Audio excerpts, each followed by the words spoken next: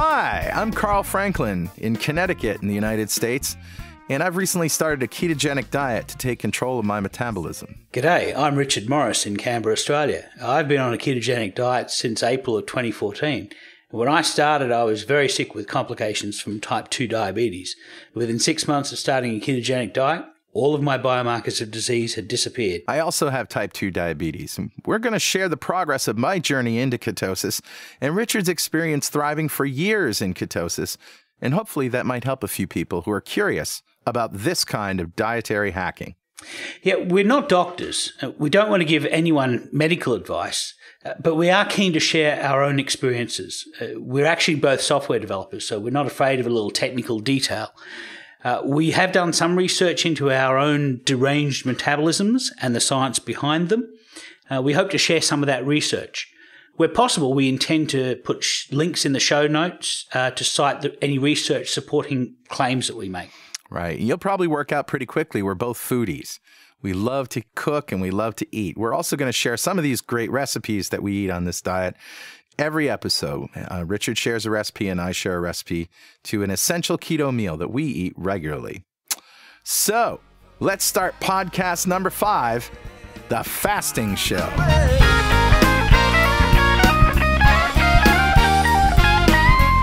Yeah, so we thought about doing the protein show next, but we can get to that later. Yeah. We're both sort of in fasting mode right now, so that's why we wanted to share it. But before we start, Richard, do we have any corrections or apologies from last week? Yeah, sure. I mentioned last week that almond oils are high in omega-6 PUFAs, polyunsaturated fatty acids, but that's a bit unfair to it. As I mentioned last week, most fats are a combination of the various fatty acids.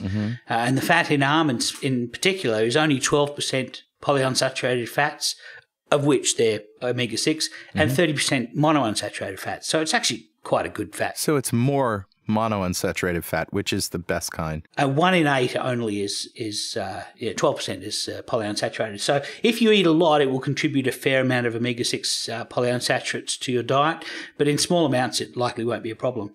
Macadamia oil, however, has less than 1% of polyunsaturated fats and 61% monounsaturated fats. So there's really no reason not to use macadamia oil. Yeah, or just eat macadamia nuts. They're a staple of ketoers and low carbers everywhere. They're actually Australian, they're actually bush tucker. So it's an Aboriginal food. I thought it was a Hawaiian thing because, you see them advertised as Mauna Loa, for example. Yeah. I think Captain James Cook came to Australia first and then went to Hawaii, probably. Probably.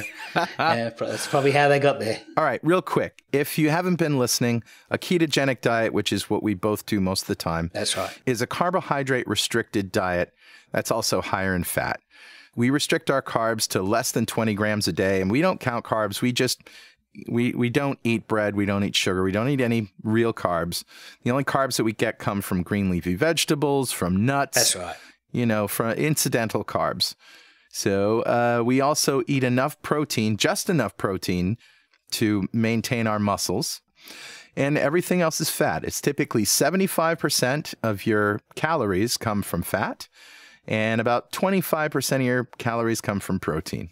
So that's the basis of it. So how are you doing, Richard? I mean, you just finished your second fast, right? That's right. I had a rough week, actually, because I had a bit of a lapse on Monday. I went to a charity event that was for Oz Harvest, which is one of these charities that pick up food out of restaurants that's not eaten, not being used, and hand it out to charities. Oh, great. And I hadn't eaten all day, and the only food there was some pastry-based canapes, and I just said, yeah, stuff it all. I'm going to have some of this.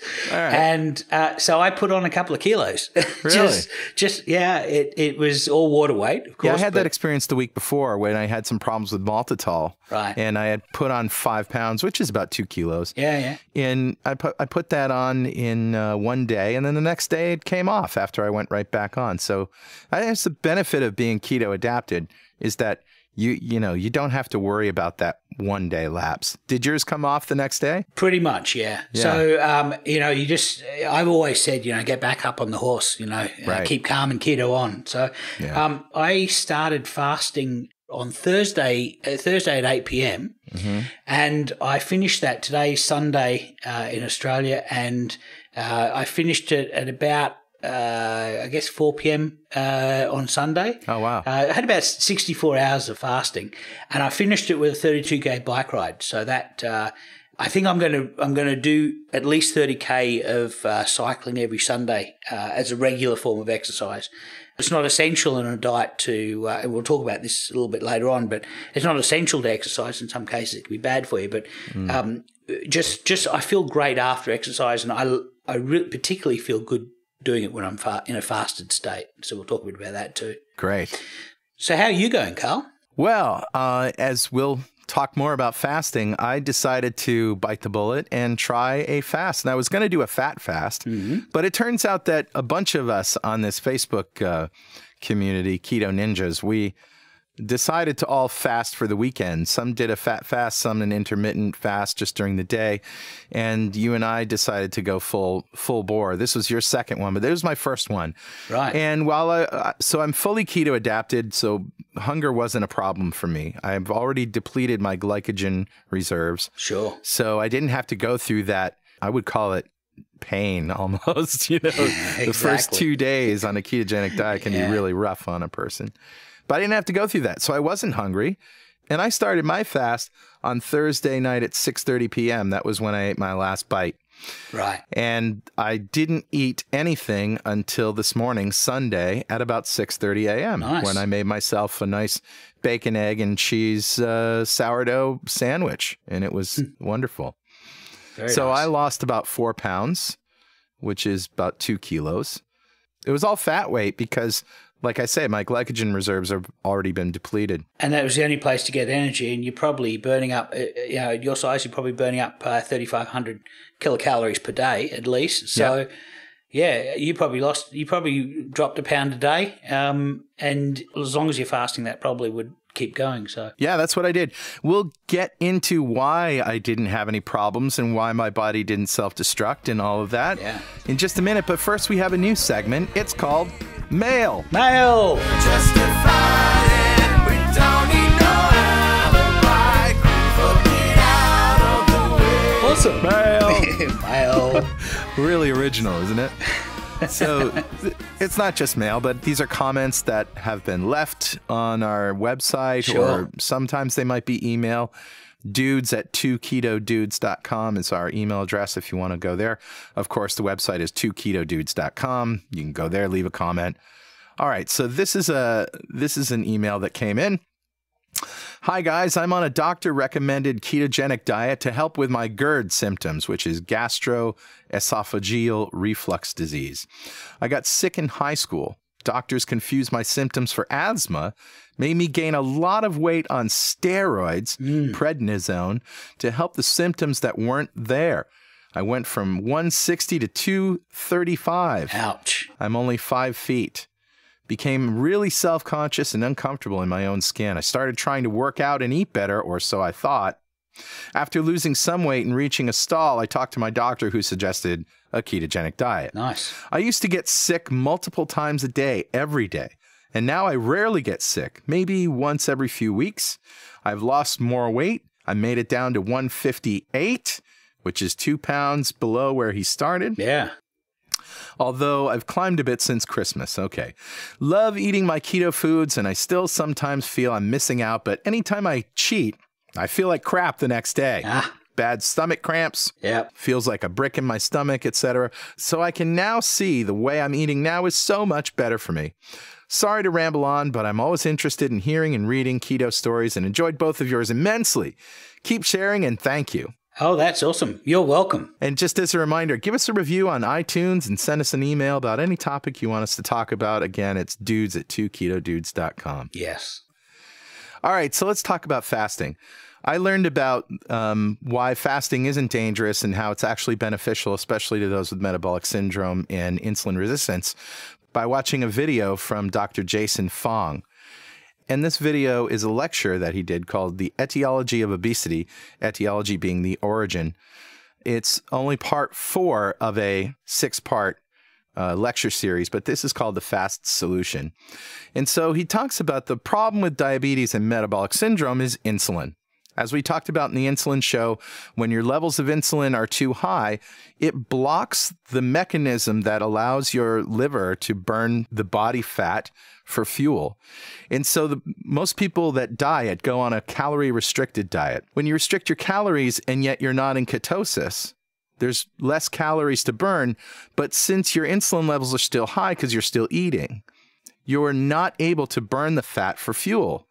And so the sugar spills over into your blood and we have this problem. And you're essentially starving because there's not enough glucose because you're restricting your calories. There's not enough glucose for energy and you can't use the fat for energy because your insulin is too high. See, what your body does is when it notices that you've got slightly less energy coming in, it slightly restricts the energy that you're expending. Right. So there's like 14 different things other than going for a run or doing some exercise, 14 different things that your body does with energy, and it dials them all back. And so if you're eating 2,000 calories a day and you're burning 2,000 calories a day and you're in stasis, if you suddenly eat 500 calories less, well, you lose a little bit of weight to start off with, but then your body starts reducing the amount of energy that you're using by 500 calories. That's right. And so everybody gets this, that when you diet, traditional diet of calorie restriction and exercise, it's hard because you're always hungry. And the reason you're hungry is because you're starving, because you can't burn the fat for fuel and there's not enough glucose for fuel. So this is a real problem. And then what happens, as Richard just said, is your metabolism slows down. So you're actually you're burning less because your body's saying, hey, we don't have enough calories coming in and I can't burn the fat, so I'm going to have to slow down the rate, turn down the dial on my furnace, basically, and burn less. So what happens is then you give up and you start eating. Your body wants you to start eating to get back to that weight that you were at. Now, before I talk about what happens when you fast, there's two states that you can be in when you start fasting. One is you're eating carbs, and you haven't done ketogenic, you're not in ketosis, fasting is going to be very hard for you because those first couple of days, you first have to get into ketosis. And as everybody knows, even on a ketogenic diet, it can be challenging. Yeah, those first couple of weeks are pretty awful. First couple of weeks, yeah, you get the keto flu. That was our first show, right? Yeah, that's right. Once you get through that phase, you're keto adapted, your body is now better at burning fat, not as good at burning glucose. And so now you're primed and ready to fast. Right. So when you fast and you are in ketosis and you're keto adapted even, I don't know as if you have to be keto adapted so much as just in ketosis, just over that first maybe week or so. You certainly have to have your glycogen depleted. So, because otherwise you're going to spend the first 1 or 2 days drawing down on all your store of glucose. Right. If you don't have any of that, you can skip that whole time. Correct. Now, glycogen, as Richard says, is where water weight comes from. Glycogen is your temporary storage mechanism for glucose. That's right. Yeah. And there isn't much of it. There's about a day's worth, as we've said before. And it's 3/4 water, this glycogen. So that's why they call it water weight. It all goes away. All right, so now your glycogen is depleted. You're in ketosis, now fast. Now what happens? Well, you go even further into ketosis. Because you're not eating carbs, because you're in ketosis, your liver burns the fat, especially in the liver and around the midsection, as fuel. Fat is stored fuel. It's stored food. The reason we get fat is to store fuel for when we don't have food. That's right. Anybody who thinks otherwise isn't looking at the obviousness of it, right? And this is one of the myths about fasting that I learned from Jason Fong, is that people think, oh, you're going to burn your muscles, right? When you starve yourself, you'll eat your muscles. Well, that's only true if you have no fat on your body. Yes. If that were true, let's say we're a caveman and we're eating, nom, nom, nom, nom, nom, nom, nom. We put on a lot of fat. Yeah. And now wintertime comes and it's a terrible winter. It's like the winter of 2015 in New England, right? Yeah, it's terrible. There's no food anywhere. And so what would happen if your body just shut down, started eating the muscle when there's fat? Yeah. That's kind of like saying, oh, I got all this wonderful fuel here, but I'm going to eat the stuff that I actually need to get up and move and find more food. Right. That's kind of silly. Yep. And you think about it, yep, that's silly. Ketosis is your energy storage, your energy mechanism for 3/4 of the year. If I'm convinced that nutritional ketosis is the original metabolic state for 3/4 of our life when fruit was not plentiful, which is basically 3/4 of the year, right? Yeah. Summertime is when you go on a high glucose diet, and the rest of the year, traditionally, you'd have a very low glucose diet. Yeah, and it just makes a whole lot of sense. So there are a few things you should do just to be safe. You should probably take a multivitamin, even though studies have shown, and these are studies done on humans, not on mice. That's good. That's a good start. Yeah, the science says that when you fast, you're not hungry because you have a source of fuel. You are feeding yourself. Your body is feeding itself with your fat. Yes. But to be safe, you should, I think, and it doesn't hurt, to take micronutrient supplements. So a multivitamin, maybe some fish oil, maybe some, definitely increase your salt intake, and electrolytes, potassium, magnesium, calcium. Yeah. However, as you said on, I think it was the last show where we talked about your first fast, there was a guy in Scotland who fasted for 382 days. I know. Just it's insane. Taking a multivitamin. Yeah. And he lost all his weight. He was over 400 pounds. Yeah. And then within over a year, he brought it all down, took it all off. Yeah. Turns out fasting is healthy when you're prepared for it and when you do it right. And I got this tip from you, Richard. When you're hungry, drink something salty and hot. Yeah, I find that if I'm hungry for something savory, sometimes I'll just have a little bit of salt first just to see if that's what I was craving. And nine times out of 10, the craving goes right away. The thing is that when you're fat adapted, you're well positioned to live on fat. And so it's a ready source of energy for you. So you don't feel a lack of energy. And a marathon runner with 8% of body fat still has over a month worth of energy, assuming they don't eat at all. So, that's a very extremely thin person. So, we've got several months worth of energy on us. Right. Probably not 382 days, but still. So, Richard, you outline 7 levels of eating that progressively decrease insulin. So let's talk about those. Let's start off with the standard American diet. It's lots of insulinogenic food. So it's food that sends your insulin up, like high levels of carbohydrates and high levels of protein, more than a maintenance level of protein. So what that means is you eat that food, you're going to get very high levels of insulin. And if you have that chronically, that will cause insulin resistance, which, as we've said in the insulin show, that sets up a positive feedback loop that is very difficult to get out of under. Yeah. So that's the first step. And then the next step, which will slightly decrease your insulin, is a calorie-controlled low-fat diet. Right. The calorie-restricted diet I was talking about. Right. Yeah. So this is like 1,500 calories or so, thereabouts. Everybody uses a different number of calories, but most men would probably go through about 2,500 calories a day. 1,500 calories a day is a 1,000-calorie deficit. A calorie-controlled low-fat diet is still a lot of carbs and it's a lot of lean proteins. So you will still have high-ish levels of insulin. The next step down is a low-carb or a paleo-style diet, which is not the very, very low levels that we would have. And also, these diets have quite a lot of protein, more than a maintenance level of protein. So insulin is, as we mentioned last week, insulin is raised by 2 kinds of sugar and 2 kinds of amino acids. And so both protein and carbs will raise your insulin. Right. And protein to a lesser extent, but still you have to reduce your protein to the point where your insulin comes down.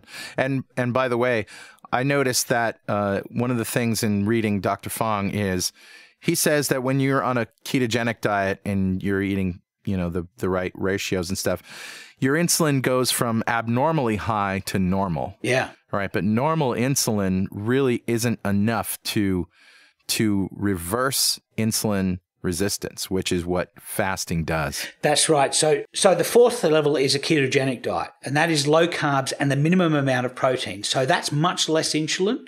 That's what we're on most of the time, and that keeps our levels of insulin fairly low.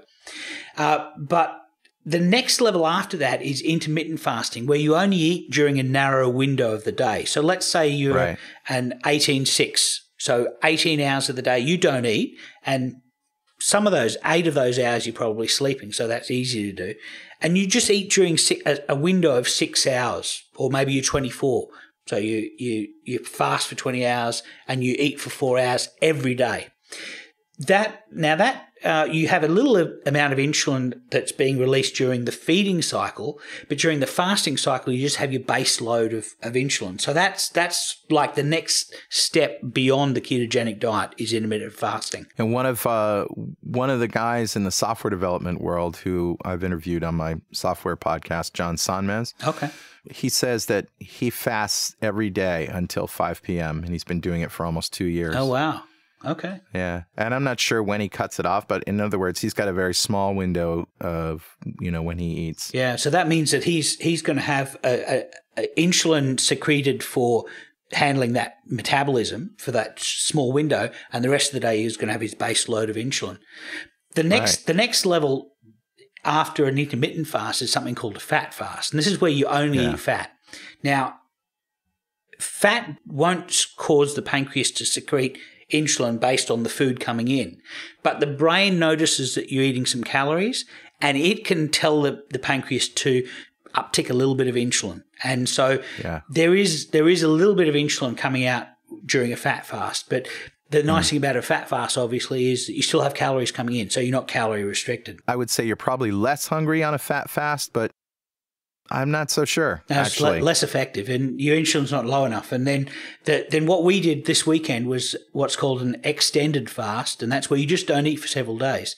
And your insulin for that time is limited to just your basal amount. And the strategy that you need, which of these 7 you need to do, will depend on how much insulin you actually produce. And somebody who's type 2 diabetic produces a lot of insulin, and they can probably get regular benefit from keto, but there will come a point where they're going to hit a stall, and then you're really going to have to probably either intermittent fast or extended fast to get beyond that point. And that is exactly what I did this weekend. Yeah. I had been more or less at the same place, going very slowly down, but for 3 or 4 weeks, actually. And I broke through it, and it was amazing. What a great experience. Yeah. I plan on doing it again. This is what I'm going to try, actually, Richard, and tell me if you think this is crazy. But I'm going to try doing that next week for the same time, Thursday through Sunday. And then if that works for me and I keep feeling good and I keep going, I'm going to do it every weekend. That's pretty hardcore. No, I don't think that's crazy at all. That's there was a popular diet called the fast diet. Michael Mosley invented it or popularized it. And it was a 5-2 diet where for 5 days of the week you eat whatever you want, and for 2 days of the week you eat 600 kilocalories. Which is not as like if we're fasting, we're eating almost nothing. Yeah, and that diet was able to reduce people's insulin load as well. So and people did that for years. I don't think I could eat high carb in between. I just don't like it. I don't like the way it feels. Like I said, I started this day with a sandwich on sourdough bread. Yeah. And those are the only carbs that I've really eaten since February 1st. Wow. But I figured that after a fast, I can pretty much make that up in water weight. Yeah. So what I plan to do is break my fast with, something along those lines, and then just go right back to keto for the rest of the 5 days. Yeah. So the mechanism behind the whole thing is, as we mentioned, is insulin. And I have an analogy that I like to use when I describe this stasis, which is, the body has a lot of stases. One of them is glucose, making sure that we keep within we spoke about this during the sugar show, making sure that we keep within a safe amount of glucose. We also have a stasis for how much energy we're storing. And basically, as we mentioned before, insulin is the driver for this. And it's a little bit like you're sitting in a climate-controlled room, and when whether the heater turns on or the AC does depends on the stasis of the room, what its temperature is, and also what you set the dial. If you've set the dial to 80 degrees, then, when the room goes below 80 degrees, the heater will kick in and it will bring things up. And if the room goes above 80 degrees, the chiller will kick on and cool the room a bit. What a great analogy. Thanks. This is similar to how our bodies manage whether we burn or store energy. And the dial in this particular case is how much insulin you're producing. It's really the average amount of insulin during a day. And that's why things like the intermittent fast, it lowers the insulin for part of the day, and that lowers the average over the whole day, and that then drives your energy storage strategy. So the question I have is, if fasting for longer periods of time dramatically reduces your insulin resistance, is fasting for just a part of the day enough over time? In other words, is all of that fasting time cumulative, or is it better to fast for a longer period of time less frequently? So I don't know the answer to that, and if anybody does, I'd welcome somebody offering an explanation, and you can send it to our email address. What I do know is that there are several hypotheses for how to reverse insulin resistance, and one of them is to just reduce liver fat and pancreatic fat, and that reduces the pancreatic burnout, which is all part of the process of somebody getting high sugars because they're diabetic. So just locally reducing the fat deposits in the pancreas, it's something like only 1 gram of fat in your pancreas is enough to turn you diabetic, and reducing that 1 gram is enough to turn it off. So that's one hypothesis, and there is some good research to back that up, good experimental research and MRIs and what have you. There's another competing one hypothesis which Jason Fung gave, which is basically that having less insulin in the system means that your sensitivity increases to insulin. Right. And that also has some validity as well, because part of the reason why all of our hormones are secreted in pulses is to reduce bursts is to prevent that resistance from building up. And both of those may be true. We don't really know. But Jason Fung says that 14 days of fasting is sufficient to reverse your insulin resistance. So. But does he say that 14 days has to be consecutive, or can it be intermittent? I mean, that's the question. Yeah. I imagine that you're going to get there quicker if you do it all at once, but it's much more difficult, obviously. And I think that's the popularity of intermittent fasting, is that it's easy to fast for a day, especially if you're keto adapted. Yeah. It's nothing to go a day without eating. I think one of the things that we have to admit is that the first day is different from the second day. Yes. Second day, you don't have hunger pains. The first day, I feel quantitatively different, and then the second, third, and fourth days seem to be all the same. So it wouldn't surprise me if you were fasting for one day, like doing alternate day fasting. You fast for one day, you don't fast for another. You're probably not getting to that really efficient level. That's just my speculation. But you can sustain it for a longer because it's less of a strain, so to speak. But it's even not a strain. Just to set the record straight here, folks.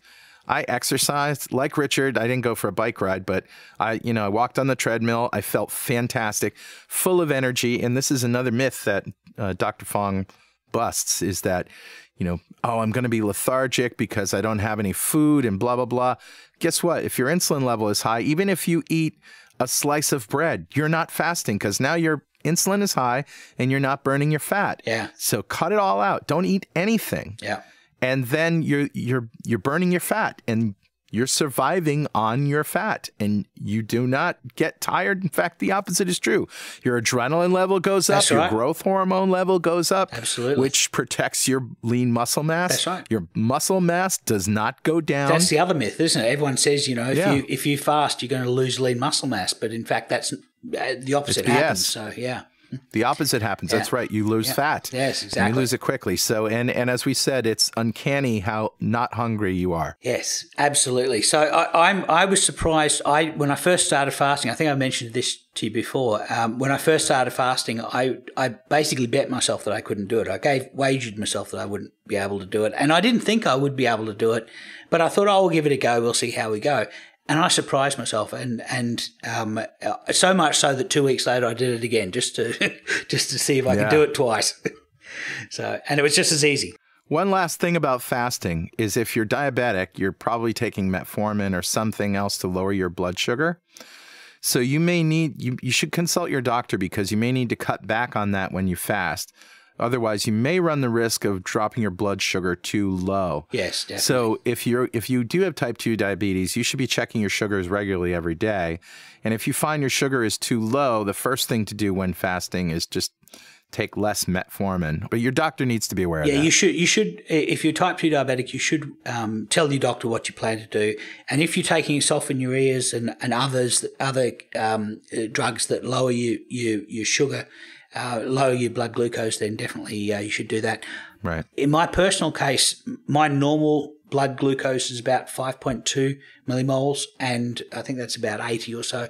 And I take metformin. I did through my fasting process, and my blood sugars went down to 4.0, which is about 70 milligrams per deciliter. That's good. And That's yeah, great. that is great. And they didn't go any lower than that. So the first time I did it, I was monitoring it, and I was very careful to make sure that I did. Once you get down below 3.5 to 3.0, then you start getting into worrisome areas. Okay, I don't think we really need to go into all the stuff about the obesity code, which is Jason's book, but just to recommend it, this book is wonderful. However, if you watch the lectures on YouTube, you're going to get all the critical information. Yeah, I actually got the book just the other day on my Kindle, and I'm in the process of reading through it. It's a $10 book, so it's also while you can get probably most of the content from these there really are excellent lecture series, the Etiology of Obesity. He really goes into detail in the book. He does, yeah. So, and he also nails a lot of the myths. He spent many years doing these video series. He's condensed that all now into a very pithy and very direct nailing of all of these myths, like the calories in, calories out myth. I love it. It's awesome. All right, so quick advice on fasting. Just tea and coffee, by the way, very good for you.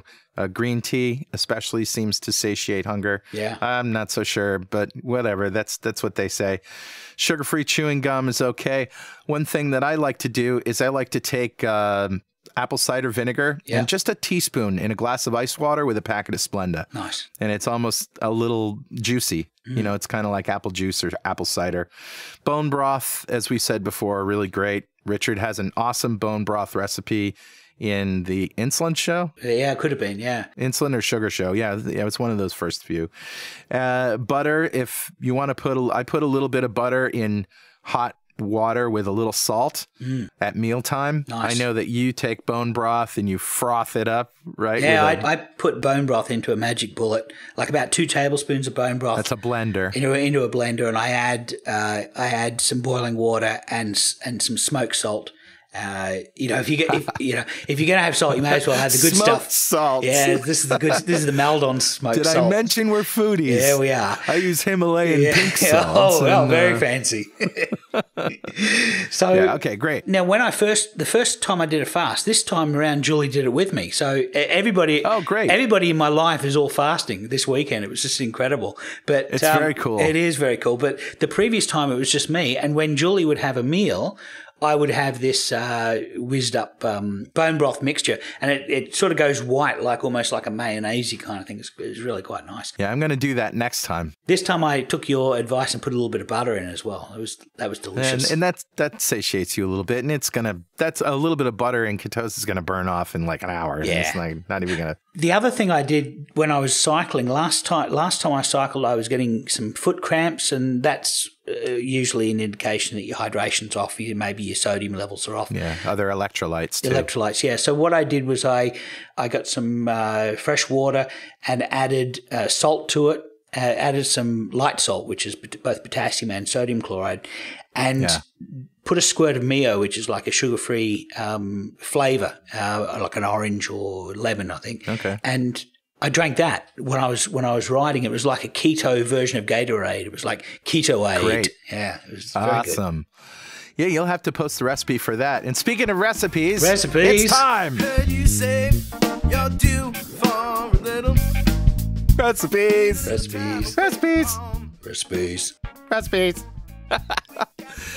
You're first. Oh, I'm first? You're first this time. Okay, well, today I just spoke a bit about butter. I've actually got a recipe for making butter on my blog. All right. And somebody actually asked me what my blog was. I may as well give it out here. It's Easy Low Carb, EASYLOCARB.com. And the recipe is for homemade cultured butter. Yeah. Now, one of the real joys of low-carb, high-fat diets is that it gives you permission to rekindle an ancient friendship with butter. And the best butters are ones that are cultured. What does that mean, actually? Well, what you do is to make it culture, you introduce lactobacillus. So it's like a yogurt or buttermilk. Yeah. It's fermented a little. It is fermented a little. So you're taking cream and you're fermenting it a little bit. So it's basically further taking out the sugars, the residual lactose left in the cream, it reduces out. Yeah. But it gives that really interesting flavor to it. And in fact, in particular with butter, the flavor is it's like that fake flavor that they put on popcorn, that butter flavor that they put on popcorn. Oh, right. It's like you can imagine that is a watered down version of the stuff that is in this butter. Oh, wow. In this cultured butter. So it's quite delicious. Now I got to try this. And one of the things that you call for the key to this is this Mesophilic type B starter. What is that and where can I get it? Well, you can get that from a cheese shop, and it's lactobacillus. It comes in a powdered form, but you can actually use probiotics. So you can just get probiotic powder and open up a capsule and can we use yogurt? You can use a yogurt but the thing is you need to make sure that it is a cultured yogurt that hasn't been pasteurized. If it's pasteurized, all the culture's been killed. So you put yogurt into cream, if it's already the culture's been killed, you're not going to get anything to grow. And cultured buttermilk wouldn't do it? If it's been pasteurized and really, I mean, you shouldn't really buy milk products that aren't pasteurized, in my opinion. Yeah, so that's there's true. a lot of things that can grow in milk. All right, so I'm going to go to my cheese shop and I'm going to say, give me some what? What do you call it again? Mesophilic type B starter. The other thing is once you've made your first butter, you can use the buttermilk that you made from the first butter to start off the next round. So once you've got it going, you can have butter then for the rest of your life. Just like sourdough. Pretty much like sourdough or like yogurt and what have you. First of all, you've got to pasteurize your cream and milk first because you want to make sure that there's no bacteria starting off, and then you want to introduce the bacteria that you're going to use. But only the good bacteria. Only the good bacteria. So basically, you've got to have a bit of pasteurized milk, and you're going to put in your starter. 23 to 25 Celsius is the Mesophilic type B, and that's actually 75 to 77 Fahrenheit. So you need to get it into an environment. It's basically a warm room. Right. And you basically give it 12 to 24 hours to grow, and it'll turn like a yogurt mixture. Mm-hmm. You've got your culture in a little cup, and you've added it to the cream, and you put it in a container, and you leave it in a warm spot for 24 to 48 hours. So to grow, the initial culture was 12 to 24 hours. To then have that culture spread through your cream is 2 to 4 days. Wow. And what will happen is the whole cream will start to clot a little bit, and it'll be a little bit like a thick yogurt.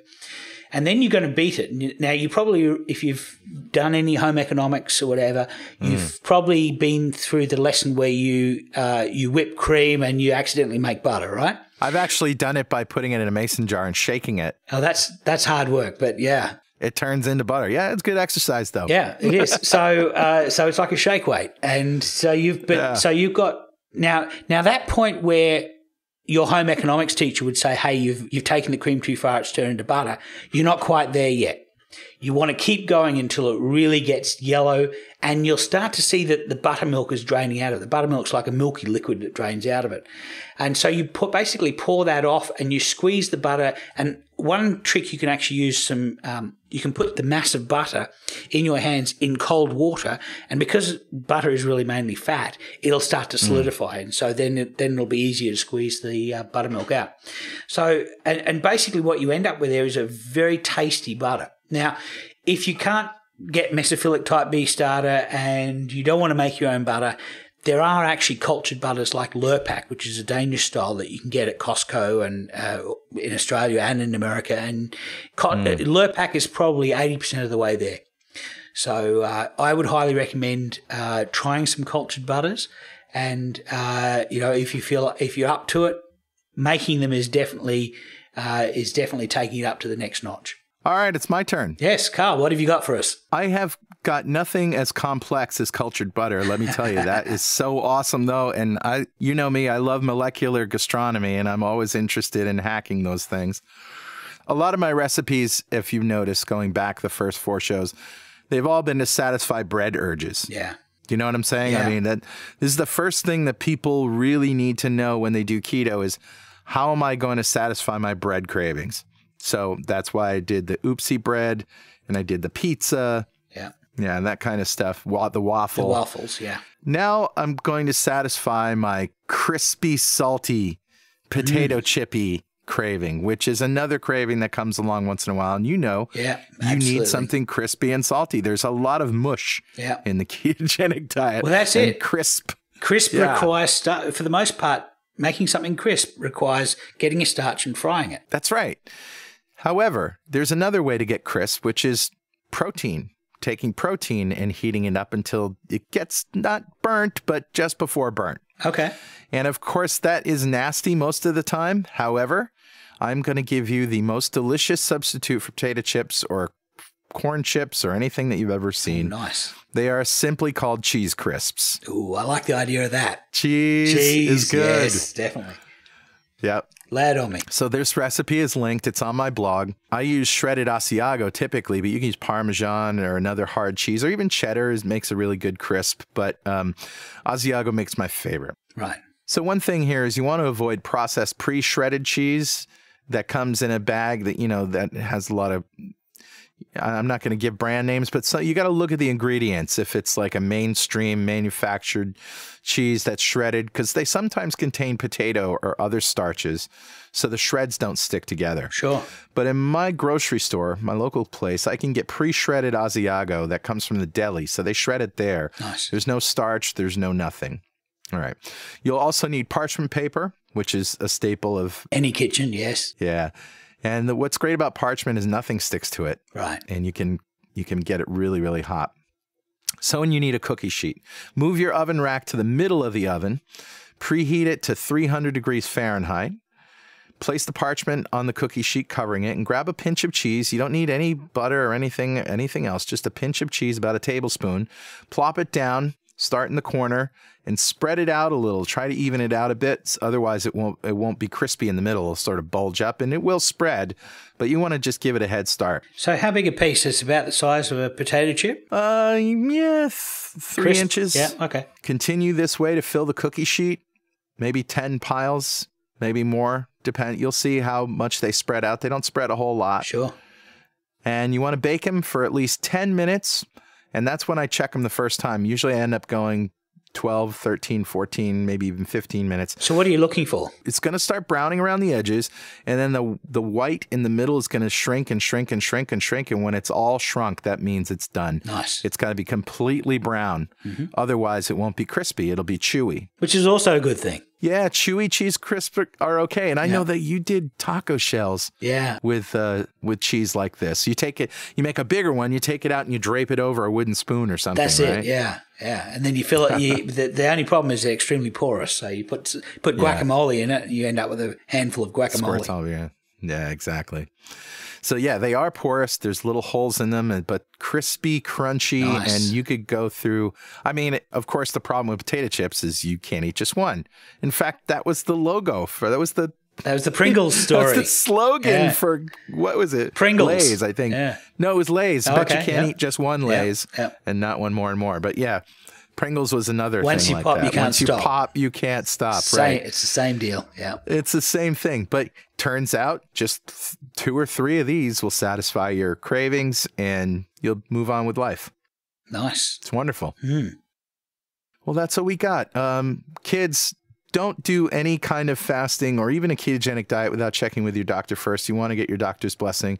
You want to get a blood sugar meter and keep checking your sugars. Don't do anything that's gonna hurt you. No, but our experience this weekend was that we feel great. Well, at least I feel great. I'll speak for myself. I feel great, and I totally feel. I feel good. So I want to do this maybe once a month. I'm not as hardcore as you. I'm not going to do it every weekend, but I definitely want to do it once a month. And probably for 3 or 4 days, similar kind of thing. Start on Thursday night, finish on Monday. So. Yeah, that'll be good. Great.